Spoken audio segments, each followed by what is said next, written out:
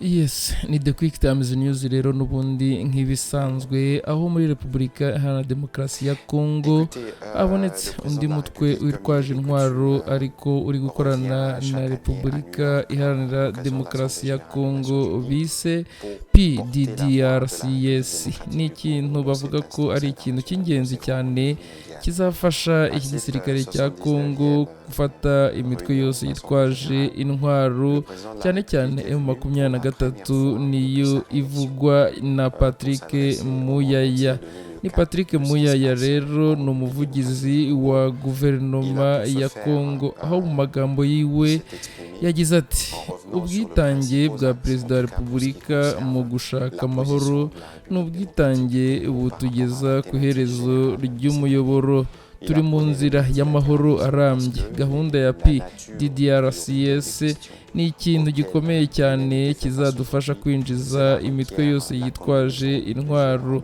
Ikibazo cy'abafasha babo bo mu Rwanda cya M23 nacyo kizakemurwa muri iki gice. Ibi nibyo biteganijwe no ku ikarita y'umuhanda wa Rwanda. Ibi rero bikaba ari ibyavuzwe n'umuvugizi wa guverinoma ya Kongo. Ni mu gihe rero PDDRCS ikomeje inshingano zayo zo guca intege imitwe yitwaje intwaro y'igihugu ndetse n'amahanga ku butaka bw'igihugu bya guverinoma ya Kongo. Yemeza ko iyi gahunda ari nziza y'amahoro arambye muri Repubulika Iharanira Demokarasi ya Kongo.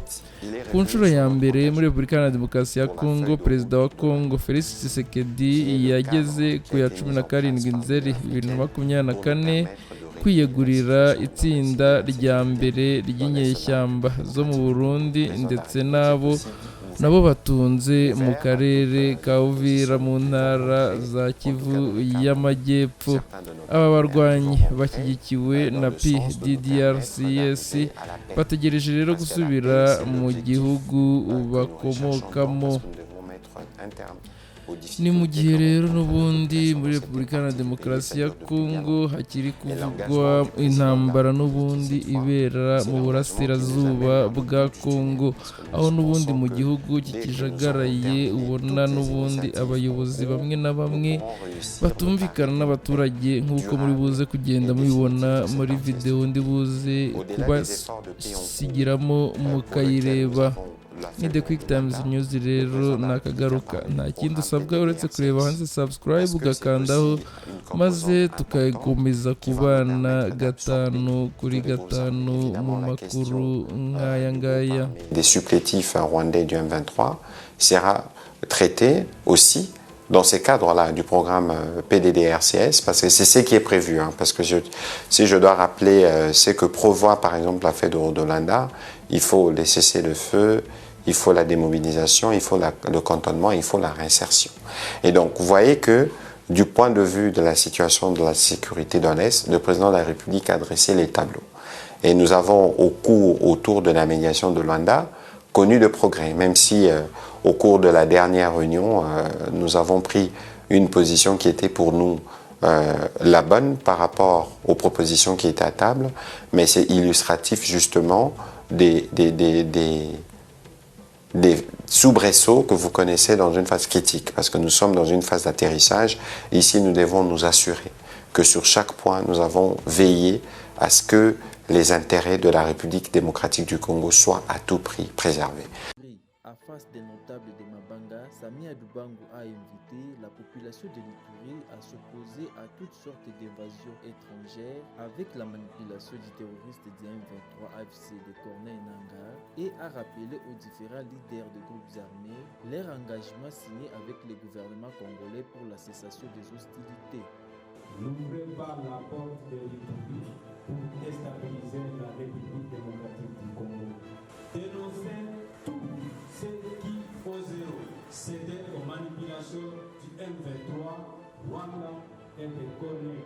Les M ne sont pas les Rwandais. Ce pays n'appartient pas aux Rwandais ou aux Ougandais.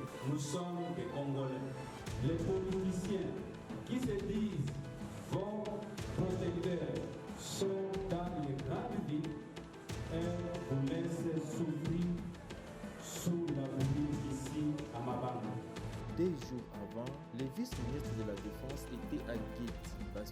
groupe armé FRPI où il avait lancé le même message de mobilisation et de pacification avant de prendre la destination d'Aron, frontalier avec l'Ouganda et le Sud-Soudan.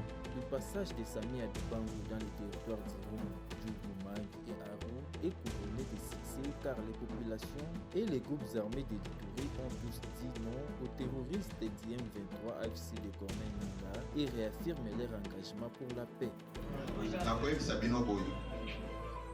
Révision constitutionnelle eza eloko ya mabe te badenatire makambo wana te. Nga moko nazalaki informateur, nayebi balakine oyo eza na kati ya constitution mpona formation kaka ya gouvernement. Oyokaki na mboka Sénégal président abimi lelo lobi anome premier ministre na ye. Lelo soki total même ndenge maponomi ezosala elire ye na bato ebele, mais oyoki na suka ke abimaki te po parti na ye ekokisaki sei te. Oza koyoka ngai biloko nyonso wana basalaki yango na bapaya. Eske biso tokondima biloko yango ezala bongo?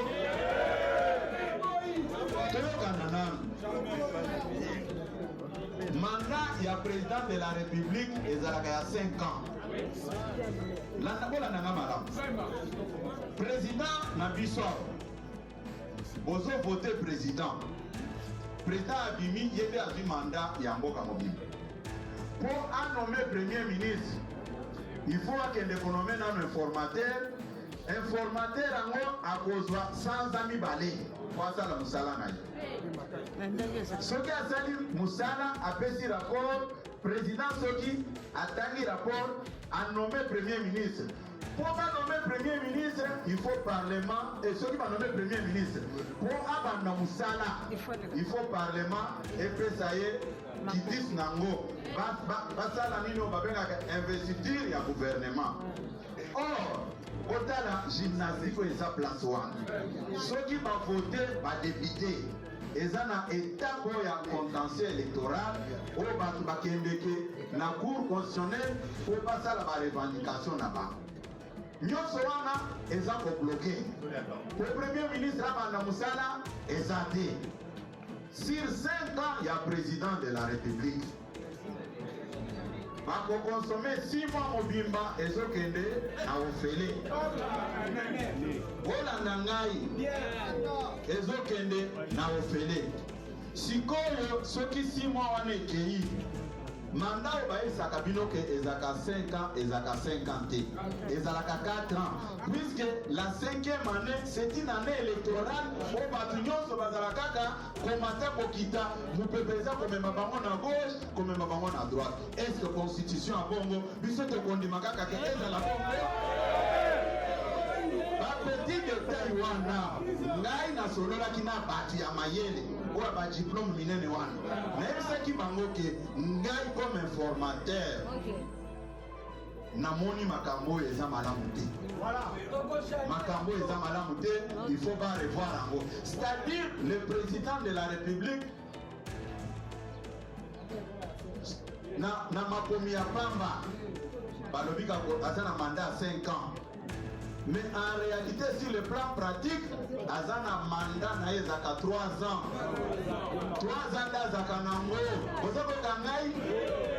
Est-ce que constitution en bongo bino kondimie za kaka ndenge wana?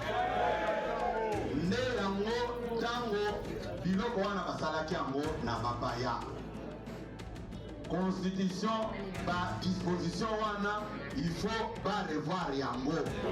Ba constitutionnaliste ba vanda batala yango. Est-ce que ceux qui batali yango basali mabe? Basali mabe? Un président motoazi mandat ya kokamba mboka na ye. Mais ndenge aza bloqué par la constitution puisque aza kobenga ye garant de la nation, aza ko veiller sur la constitution. Oza ko kangai. Mais biloko nyonso wana soki balobi yango mabe ezali yo banda koleka na télévision. Oh! Tshisekedi alingi a réviser constitution, a s'éterniser au pouvoir. Nde makambo naza koloba ba distraction nyonso bazomemela bino na parti eza mpo to éveiller population te to éveiller bato te nde yango ngai nalobaki boye makambo nyonso ata bafingi ngai na kolanda lisusu te na bandi musala na nga ya kodefendre mokonzi ya mboka na kodefendre intere ya parti tokani malamu distraction wana na kotalaka bango lisusu puisque pendant 3 mois bato nyonso ya mabe babulisaka mokonzi ya mboka babandai komela bachampagne na bango soki batuni ye okabuya mpona azokende te okabuya azokende te azongeli mosala na ngai idepese viva idepese viva omiletela maboko makasi